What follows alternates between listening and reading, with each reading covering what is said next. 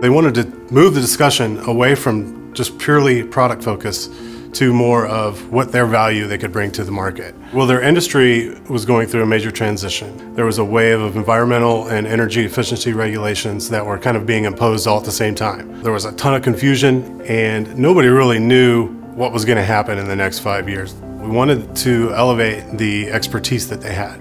And so thought leadership is just that. It's moving away from just basically an overt sales motion of selling products to saying, hey, we have expertise, we understand the problems that you're having. We want to elevate that expertise and sell that. We looked at all the different factors, which if you look at the pillars that were influencing them, it was the environment, energy, economics, and the equipment. All four of these factors had to be considered at all times.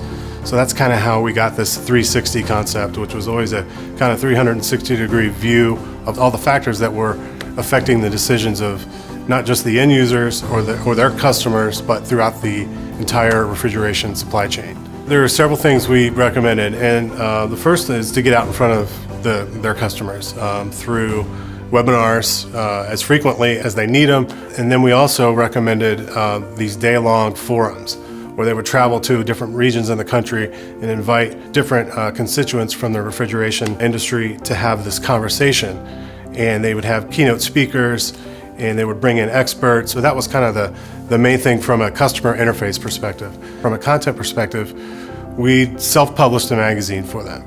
The E360 Outlook magazine really became kind of the content engine of the program. The magazine would feature the latest emerging technologies, case studies, and obviously what became most important was the information on the regulations.